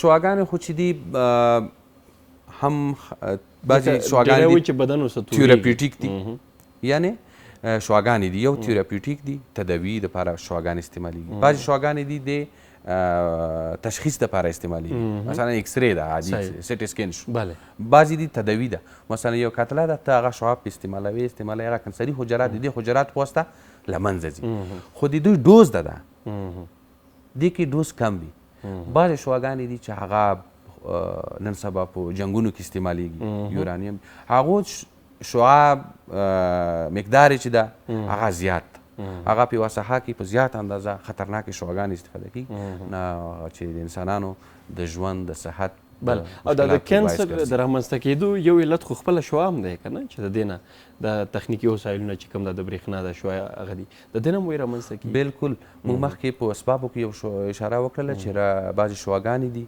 چې د انسان د بدن کې د کنسرونو د جوړېدو باعث ګرځي خو هغه شعاګانې چې دي مختلف ډولونه لري یا ورسره یو څوک د 10 کاله 20 کاله یوې شعاع سره د مخامخ وي دا د کینسر باعث ګرځي په طب کې چې استعمالیږي یو خاص شعاګانې دي یو خاص مقدار ده چې هغه متخصص د کانسر هغه ناروغ ته تطبیق کوي هغه د کانسري حجراتو د وژلو باعث یعنی نور ستونزه نه جوړوي نور ستونزه انسان ته نشي جوړولی فقط هغه کوم مقدار چې کتاب کې ویلی دی طب ویلی دی هغه مقدار او هغه خاص شعاع ده چې هغه په ټیومر باندې ورکیږي هغه کانسري حجراتو د تخریب او د مړینې باعث ګرځي هغه که چیرې شعاع ورکو هغه کانسر د ریکوري یا د جوړېدو باعث ګرځي. ډېره مننه ډاکټر صاحب. لنډه توصیه هم په دې برخه کې هغوی چې خدای مه کړه دغسې ستونزې لري مرۍ برخه کې معدې برخه کې توصیه به څه وي ورته؟ هیوادوالو ته زما توصیه دا ده چې اول باید هغه څوک چې عمر یې زیاتیږي په کال کې د مرۍ او د معدې چیکاپ وکړي په کال کې یو ځل یا شپږو میاشتو کې یو ځل تر څو دغه ناروغي په اول وختو کې تشخیص شي او تداوي شي. دوهمه توصیه مې دا ده چې مخکې ما اشاره وکړله هغه غذایي مواد چې د دې کانسرونو باعث ګرځي کارسینوجن جوړوي مثلا ګازداره شیان شو اچار شو وچې غوښې شوې ډېر خواږه شیان شو کانسري شیان شو په کوتیو کې چې کوم شیان راځي فاسټ فوډ شو د دې څخه یو څه اندازه جلوګیري وکړي یا کمه استفاده کړي او دریم هغه خوراکونه استفاده کړي چې هغه د کانسر د مخنیوي باعث ګرځي او سیګرټ څخه مخنیوي وکړي شراب خدای مکړه موږ افغانستان ټولنه کې څوک نه خوري هغه څخه هم استفاده ونه کړي او خصوصا دغه خوراکونه چې ما مخکې اشاره وکړله تازه میوهجات تازه سبزیجات مایات په کافي اندازه سره استفاده کړي تر څو د کانسرونو د جوړېدو د مخنیوي باعث وګرځي. بله ډېره مننه ډاکټر صاحب. کور ودان صفی صاحب ستاسو څخه هم مننه خوشحاله اوسئ ښه ورځ ولرئ. هر کله راشي. قدرمنو لیدونکو له تاسې مننه انشاءالله چې دغه موضوع اړوند چې موږ کوم بحث درلوده خبرې مو درلودلې هغه نښې نښانې که خدای مکړه تاسې ولیدلې مهمه دا ده چې لومړی مراجعه وکړئ او هغه توصیه چې تاسو ته ډاکټر صاحب وکړه نو په همدې باندې عمل هم مهم دی. لنډه دمه لرو خو له دمې وروسته زموږ همکاره یاسمین صافی راځي د سیمې هېواد او نړۍ حال در سره د خبر په برخه کې شریکوي.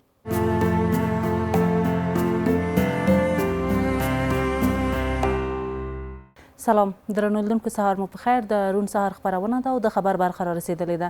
د افغانستان سیمې او نړۍ په هکله مو هڅه کړې ده چې تازه جزئیات راټول کړو او تر تاسو یې در ورسوو. د نن ورځې مهم خبرونه که تشریح کړو بیان یې کړو.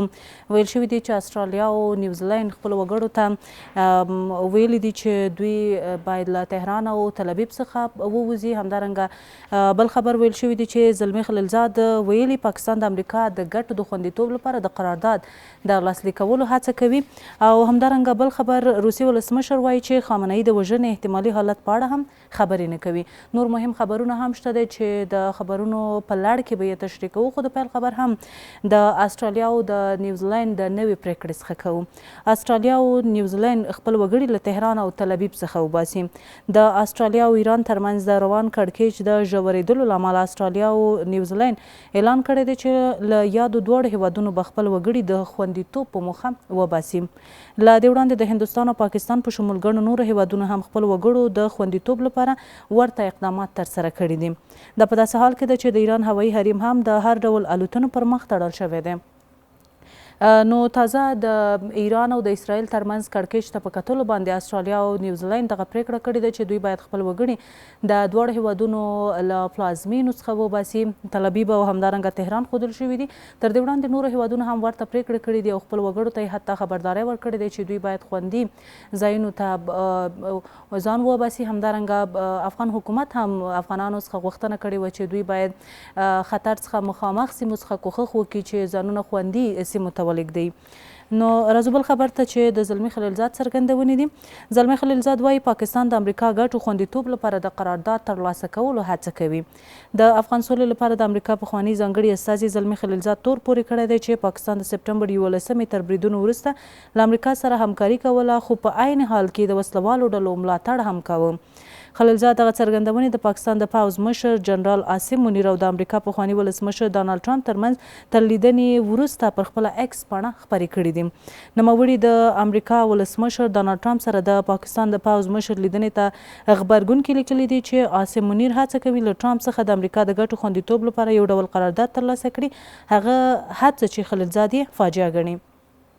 نو تازه د زلمي خلیلزاد له لورې څرګنده شوې ده د په خپله ټویټر پاڼه باندې د څرګندونې خپرې کړي دي چې پاکستان د نوي قرارداد د ترلاسه کولو هڅه کوي او همدارنګه د سپټمبر پیښې ته هم اشاره شوې ده چې ویل شوي دي تر دې بریدونو وروسته په عین حال کې چې د امریکا سره مرسته کوله همکاري کوله د ده په وینا باندې چې پاکستان د ترهګرو ډلو ملاتړ هم کوه او دا په داسې حال کې ده چې موږ تاسې ولیدل د پاکستان د پوځ مشر جنرال عاصم منیر هم د ډانالډ ټرمپ سره لیده کاته ترسره کړله او یو شمېر مهمو مسایلو باندې دوی خبرې وکړلې. تر دې وړاندې هم عاصم منیر امریکا ته په کراتو باندې تللی دی او د دواړو هیوادونو ترمنځ خبرې شوي دي.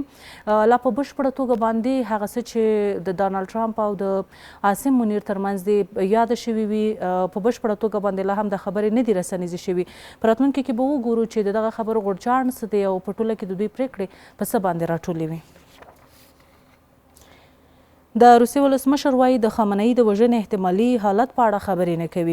ولادیمیر پوتین د خبریالانو هغه پوښتنې ته په غبرګون کې چې علي خامنه‌ای د اسرائیل له لوري ووژل شي نو د مسکو غبرګون به څه وي ویلي نه غواړي چې داسې یو احتمالي حالت په اړه باندې خبرې وکړي. پوتین له دې وړاندې هڅه وکړه چې د ایران دولتمشر د ترور د احتمال موضوع رد کړي او د حساسو نړیوالو حالاتو په اړه له احتیاطه کار واخلي. د روسیې ولسمشر ټینګار کړی چې ایران تر اوسه په روانه جګړه کې له روسیې څخه د ملاتړ غوښتنه نه ده کړې. نو تازه د روسیې ولسمشر ولادیمیر پوتین څخه د پوښتنې په لړ کې چې د خامنه‌ای د وژنې سره به د دوی غبرګون څه وي دوی هیڅ داسې کوم خاص عکس العمل نه دی ښودلی. همدارنګه وړاندې تر دې ویل کېدل چې روسیه د ایران سره یوه ډېره همغږې هیواد دی او تر ډېره دوی د دوی سره اوږده ملګرتیا په پاللو کې پاتې شوي دي خو لا هم داسې څه نه دي ویل شوي او روسیې له لوري چې ایران د دوی څخه د مرستې غوښتنه کړې وي لکه څنګه چې اسرائیلو د امریکا څخه مرستې غوښتنه وکړله. تر دې دمه پورې د روسیې څخه د مرستې د غوښتنې په هکله باندې جزئیات نه دي خپاره شوي. ایران د لومړي ځل لپاره د سجل په نوم اوږد واټن ویشتونکي توغندی پر اسرائیلو توغولی دی. راپورونه څرګندوي چې دغه توغندی د سپای پاسداران له لورې د وادی صادق سي پوځي عملیاتو د 12مې څپې په ترڅ کې توغول شوی دی. د سپای پاسداران په 11مه اعلامیه کې راغلي چې د ایران وسلوالو ځواکونو د تیرو عملیاتو پر مهال د اسرائیلو هوایي دفاعي سیسټمونه په نښه او زیانمن کړي دي. په اعلامیه کې راغلي چې اوس د دې هیواد فضا د ایراني توغندیو بې پیلوټ الوتکو لپاره خلاصه شوې ده. د اسرائیلو دولت تر اوسه د دغه ادعاو په اړه رسمي غبرګون نه دی ښودلی. پر ایران د اسرائیلو د برید له پیله راهیسې تر اوسه په دغه هیواد کې سلګونه کسان وژل شوي دي. د هرانپا نوم د بشري حقونو یو بنسټ راپور ورکړی دی چې د ایران او اسرائیل ترمنځ د پوځي نښتو له پیله راهیسې په ایران کې 629 کسان وژل شوي دي او 1329 کسان نور ټپیان شوي دي. د هرانا تایید کړی دی چې 263 تنه وژل شوي کسان ملکي وګړي دي او د 222 نورو هویت لا هم مشخص شوی نه دی. په راپور کې زیاته شوې ده چې په ټپیانو کې 315 تنه ملکي وګړي ښودل شوي دي او 888 نورو هویت ناپېژندل شوی دی. راپور همداراز څرګندوي چې اسرائیل په خپلو بریدونو کې تر اوسه د ایران 154 سرتیري وژلي او 126 نور ټپیان شوي دي. نو دا جوته ده کله چې جګړه پیښیږي په جګړې کې تل زیانونه وي. همدارنګه لکه څنګه چې ویل شوي دي د ایران په هکله باندې چې په دغه روانه جګړه کې دوی ته څومره زیان اوښتی دی ملکي وګړي پکې ټپیان شوي دي حتی وژل شوي دي. همدارنګه د اسرائیلو لوري ته هم مرګ ژوبله اوښتې ده نو جګړه وي همداسې. نو وبګورو چې دغه جګړې پایلې څه کیږي او بالاخره هیوادونه په دې هکله باندې څه پرېکړه نیسي او لا هم ویل کیږي چې د دواړو هیوادونو ترمنځ د توغندیو ویشتل همدارنګه یو پر بل بریدونه لا هم ادامه لري. د ایران او اسرائیل ترمنځ پر یو بل بریدونه شپږمې ورځې ته ورسېدل. د اسرائیلو پوځ ویلي دي چې د چهارشنبې سهار ایران د دوی پر ښارونو توغندیز بریدونه کړي دي چې ډېر یې شنډ کړي دي. یو شمېر ایراني رسنیو راپور ورکړی چې اسرائیلو په تازه بریدونو کې د ایران د انقلابي ګارد اړونده یو پوهنتون او تهران ته نږدې د توغندیو مرکز په نښه کړی دی. نو ویل شوي دي چې لکه څنګه چې مې وړاندې وویل لا هم دغه جګړه ادامه لري او د دواړو هیوادونو له لوري یو پر بل باندې د توغندیو ګزارونه کیږي، بریدونه پرې کیږي او د پایلې په هکله باندې لا هم داسې بشپړ جزئیات نشته دی او تر دې دمه پورې هیوادونه څه نه دي ویلي. یو څه چې د ویلو دي نو په دغه جګړې په لړ کې د اسرائیلو له لوري د ایران ګڼ شمېر ساینسپوهان همدارنګه پوځي تاسیسات په نښه شوي دي او همدارنګه ایران هم هڅه کړې ده چې په اسرائیلو ته ورته زیانونه رامنځته کړي. نو بیا هم همدا وایو چې لا هم د جګړې پایلې نه دي معلومې. پر ایران د اسرائیلو بریدونو هلته میشت افغان کډوال له سختو ننګونو سره مخامخ کړي دي. د دوی د وضعیت له امله ګڼو اقتصادي او امنیتي ستونزو سره مخ دي چې لومړنیو توکو او ان سرپناه ته هم لاسرسی نه لري. ورته مهال د افغانستان د کډوالو او راستنېدونکو چارو وزارت ډاډ ښودلی دی چې ایران کې د میشتو افغان کډوالو د خوندیتوب او د دوی د حقونو د تامین لپاره لاس په کار شوي دي. نو طبیعي ده موږ او تاسې په دې تړاو باندې په کراتو باندې دا خبرونه او راپورونه درلودل. ایران هم یو له هغو هیوادونو څخه دی چې هلته په زرګونه او هیوادوال زموږ کډوال دي هلته میشت دي، د مهاجرت شپې ورځې سبا کوي. نو ویل شوي دي چې په ایران باندې د اسرائیلو په تازه بریدونو کې هلته افغانان له ګڼو ستونزو سره مخامخ دي او ځینې راپورونه داسې هم دي چې افغانان چې هڅه کوي چې افغانستان ته راستانه شي نو په ټوله کې د ایراني چارواکو له لوري دوی ته اجازه نه ورکول کیږي او دغه بندیز هم دی. نو حکومت ډاډ بیا دا دی چې دوی افغانانو د خوندیتابه لپاره بشپړ امکانات په لاس کې لري او خوندیتوب لپاره به یې هڅې کوي. د چین جمهور رئیس له افغانستان سره د همکارۍ لپاره د همغږۍ پر پیاوړتیا ټینګار کړی دی. شي جین پینګ د چین منځنۍ اسیا په دویمه سرمشریزه کې ویلي چې له افغانستان سره د ظرفیتونو لوړولو د سولې ټیکاو او بیارغونې برخه کې اغیزمنې مرستې کوي. اسلامي امارت بیا د افغانستان پر وړاندې د یاد هیواد دریځ ستایلی دی او افغانستان ثبات او امنیت یې د ټولې سیمې لپاره په ګټه بللی دی. نو د چین جمهور رئیس شي جین پینګ د همکارۍ ډاډ ورکړی دی. نو د چین اړیکې موږ ته معلومې دي چې دوی په نه یوازې په تېرو 20 کلونو کې بلکې په څه کم 4 کلونو کې چې په افغانستان کې تحولات راغلي دي د دوی اړیکې یو څه غښتلي شوي دي او د امارت سره دوی ښې اړیکې لري، که اقتصادي برخه ده که سیاسي برخه ده. نو تازه د دوی د ولسمشر له لوري د دغه ډول ډاډ څرګندېدل دا هم په ډیپلوماټیکه کچه باندې د یو هیواد لپاره ښه زیری کېدلی شي. د ملګرو ملتونو د ښځو څانګې په افغانستان کې له هرو 10 ښځاتې د اساسي حقونو محرومې ګڼي. په راپور کې راغلي دي چې افغان نجونې له زده کړو او کار کولو ګرځول شوي دي او د بشري پراختیا له نړیوالو معیارونو په څرګند ډول وروسته پاتې دي. ورته مهال له زده کړو محرومې نجونې له سرپرست حکومت څخه غواړي چې نور د زده کړو اجازه ورکړي. نو وروستی خبر هم د درنو لیدونکو په دې کې د ملګرو ملتونو د ښځو څانګې یو ځل بیا په افغانستان کې د ښځو د وضعیت په هکله باندې اندېښنه څرګنده کړې ده. د دوی په وینا باندې چې په افغانستان کې له هرو 10 ښځو 8 یې له اساسي حقونو څخه محرومې دي. نو تر دې وړاندې هم د ملګرو ملتونو بېلابېلو څانګو په افغانستان کې د ښځو او د نجونو د وضعیت په هکله باندې اندېښنې څرګندې کړې دي. په کور دننه باندې د حکومت نظرونه کله چې موږ په دغه راپورونو باندې راخیستي دي نو دوی ورته ادعاوې رد کړي دي او په افغانستان کې د ښځو حقونه په بشپړه توګه باندې اعاده شوي بللي دي. نو د ملګرو ملتونو په تړاو باندې څه نشو ویلی، په راتلونکي کې ممکن د دوی نورې غونډې هم واوسي د افغان مېرمنو په هکله باندې په افغانستان کې د وضعیت په هکله باندې. خو هغه څه چې د شنونکو ټینګار دی او په دې تړاو باندې ټینګار کیږي چې باید په افغانستان کې اوسنی حکومت د ملګرو ملتونو سره یک غونډې کیږي په پراخه کچه باندې باید خبرې ورسره ترسره شي، ځکه دغه نیوکې په لویه کې او په اوږد راتلونکي کې ډېرې زیانمنې هم تمامېدلی شي د حکومت په کچه باندې. نو درنو لیدونکو زموږ د خبر برخه په همدغه ځای پای ته رسېږي. ستاسو له ملتیا مننه. د خپرونې نورې برخې هم پاتې دي. زموږ له همکارانو سره اوسئ.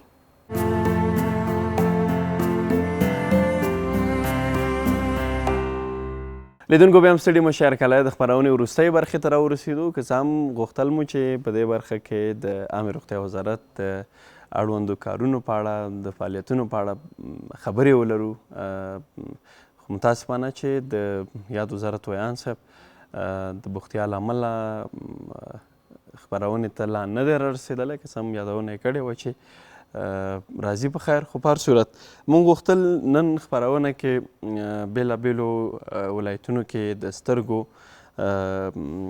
ناروغانو په خاطر باندې ګرځنده ټیمونه جوړ شوي دي. همدارنګه د چین لخوا د 33,000 دوزه د واکسینو د مرستې خبره شوې ده او د ورسره څنګ کې د کانګو ناروغۍ د عامه پوهاوي په خاطر باندې خپل کمپاینونه روان دي، دوام کوي.